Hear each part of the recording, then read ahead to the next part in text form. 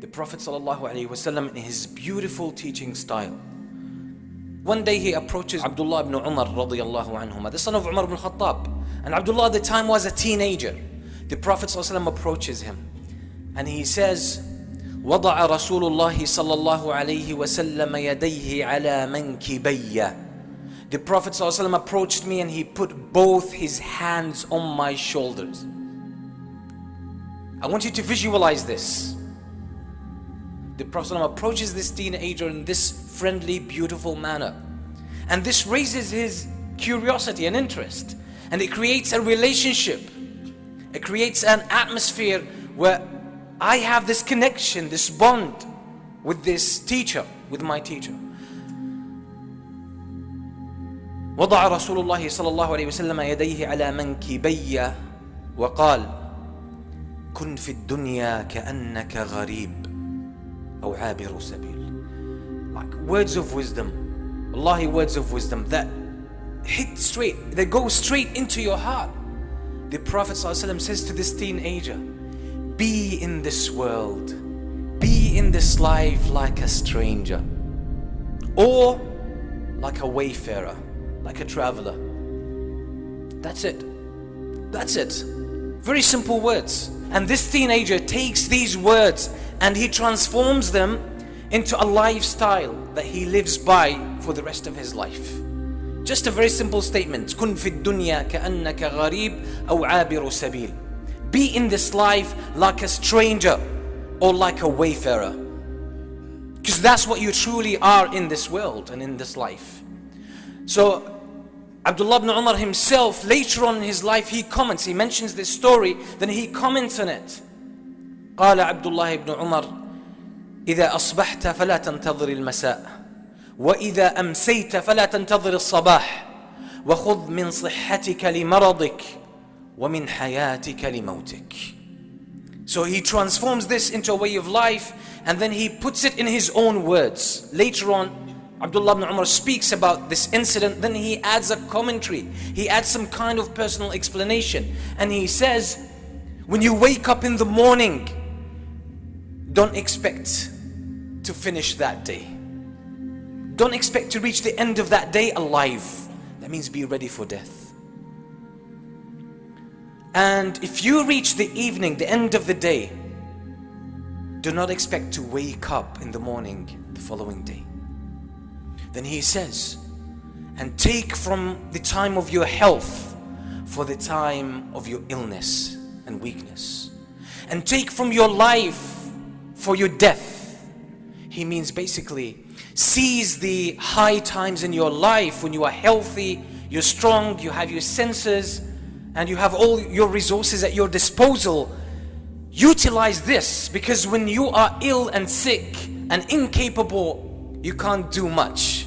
So seize these beautiful opportunities when you have the energy, you have the youth, you have the focus, you have the power, you have the time. And take from your life for your death. That means use this life, seize this opportunity that we call life to do enough things, to build enough credit with Allah, so after your death you have paved your way. You have your way paved to paradise. So he's summarizing what the meaning of this life has become to him after hearing this advice from the Prophet ﷺ. And this advice is not only directed to Ibn Umar, it's a universal advice to everyone. And it's not something that tries to take us away from life, like some people like to interpret this hadith in a very negative manner, in a way that takes them away from life, away from reality. On the contrary, everything in the instructions of Islam and in the Quran and the instructions of the Prophet ﷺ, you will find that it directs you to live life fully. Live life fully. Get the full experience of life. And the full experience of life as it really is can only be ethical and according to principles. Those who take life in the wrong direction are abusing it, they're not using it. So the Prophet ﷺ gives him two options, and this shows as well the space that Islam gives us. The Prophet ﷺ gives him two options. Be in this life like a gharib, a stranger, or a wayfarer, like a traveler. And there's a difference between two, although there are similarities. But the Prophet ﷺ acknowledges that one way or one example might not suit you, so another example would suit you, because there are personal differences. And it's unfortunate that sometimes we have devout Muslims, people who really want to do good, but they want to get everyone to follow their example and their specific understanding, when there is more space in Islam, in the Quran and in the Sunnah of the Prophet ﷺ. So someone knows one thing and they want everyone to follow that, just because he or she is unaware that there is also something else. There are other pathways within the framework of Islam, and this is why you find some differences among the companions of the Prophet ﷺ. So be in this life like a stranger. Who is a stranger? A stranger is someone who lives in a country that's not his home. He stays and he resides in this country, but he knows at some stage he's gonna go back home. That's a gharib, a stranger. So when he lives in that country, he recognizes that's not my home. That's not my home. That's not where I belong. I'm gonna go back to my country. I'm gonna go back home because that's where I belong. But I came here to do some kind of business. I came here to study. I came here for medication.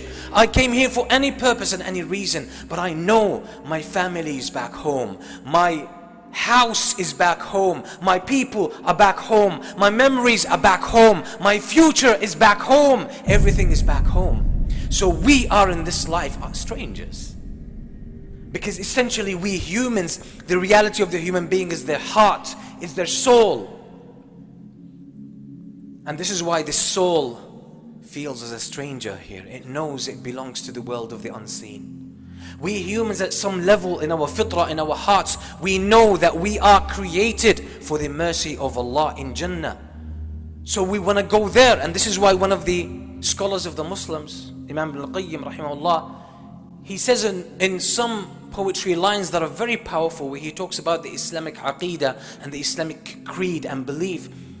He says, فَحَيَّ عَلَى جَنَّاتِ عَدْنٍ فَإِنَّهَا مَنَازِلُكَ الْأُولَى وَفِيهَا الْمُخَيَّمُ ولكننا سبي